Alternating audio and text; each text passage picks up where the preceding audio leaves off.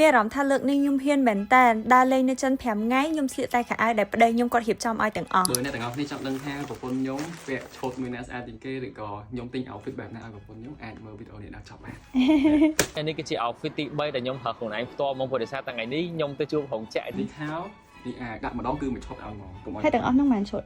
5ឈុតសម្រាប់ស្លៀកនៅប្រទេសចិននិយាយពីថារៀបខោអាវឲ្យខ្ញុំឡើងច្រើនឈុតប៉ុន្តែអាវថ្មីរបស់គាត់គឺមានតែ2នឹងកត់មកងាកមកវ៉ាលីរបស់ខ្ញុំនេះវិញគឺមួយថ្ងៃមួយឈុតមួយថ្ងៃមួយកញ្ចប់អញ្ចឹងបើសិនជាដើរ10ថ្ងៃគឺត្រូវ10កញ្ចប់សូម្បីតែស្រោមជើងក៏ដាក់ឲ្យហើយនៅក្នុងនឹងដែរសម្រាប់ឈ្មោះហាងនិង link ដែលគាត់ទិញខោអាវពីចិនហ្នឹងខ្ញុំនឹងដាក់ឲ្យអ្នកទាំងអស់គ្នានៅក្នុង comment អញ្ចឹងអាចចូលទៅមើលបានអញ្ចឹងនេះជាឈុតថ្ងៃទី1ជាមួយនឹងអាវយឺតសហើយនឹងខោចកេះខ្លីដែលខ្ញុំពាក់ពីពលានទៅហើយដើរលេងនៅកងជើមួយថ្ងៃមកប៉ុន្តែឈុតហ្នឹងខ្ញុំបានថែមជាមួយនឹងខ្សែក្រវ៉ាត់របស់ខ្លួនឯងមួយដើម្បីកុំឲ្យវាលៀតពេកបើយើងងាកមើលមកតួខ្លួនគឺវាចេញបែបនេះហើយខោនេះមានអ្នកទាំងអស់គ្នា reply story សួរច្រើនមែនតើថាទិញនៅណាអញ្ចឹងខ្ញុំបានដាក់នៅក្នុង comment ឲ្យហើយចាំចូលទៅ check មើលផងអ្នកគ្នាមើលហើយកុំភ្លេចជួយដាក់ពិន្ទុឲ្យផងថាស្រឡាញ់ឈុតណាជាងគេក្នុងចំណោម5ឈុតហ្នឹងអញ្ចឹងតោះយើងទៅឈុតបន្ទាប់ទៀតនេះវិញគឺចូលដល់ថ្ងៃទី2នៅកងជើឈុតនេះរៀងខ្ជិលខ្ជួបន្តិចមានជាមួយនឹងអាវកាឡាការ៉ូតតឹងបែបនេះហើយអ្នកនរនេះមើលដៃអាវគេទៅប្លែកមែនតើជាមួយនឹងសពុតខ្លីរៀងខ្ជិលខ្ជួចាំប្រាប់ថាគ្រូសាខ្ញុំគាត់ទិញតែកៅអាវសម្រាប់កាបូបមួយស្បែកជើងអីហ្នឹងគឺរបស់ខ្ញុំខ្លួនឯងទេឈុតនេះខ្ញុំគិតថាវារៀងខ្ជូតបន្តិចសម្រាប់ខ្ញុំតែខ្ញុំស្រឡាញ់សពុតនឹងអ្នកទាំងអស់គ្នាសពុតនឹងស្អាតហើយពេលស្លៀកទៅវាស្រួលខ្លួនមែនតើហ្មងគាត់ថាសម្រាប់អាវវិញម៉ូតវាស្អាតប៉ុន្តែបើសិនជាអត់ដាក់សក់បាំងខាងមុខទេវាឃើញរៀងធំខាងលើបន្តិចចង់ប្រាប់អ្នកទាំងអស់គ្នាពីទំហំណាគឺខ្ញុំស្លៀក size S ទាំងអស់ហ្មងអញ្ចឹងអានេះគឺជា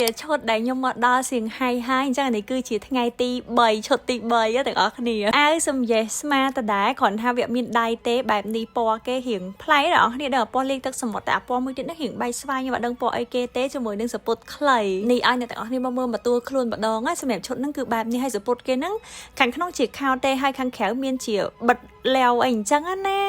រៀង shock មិនបានមកចេះទិញកៅអៅ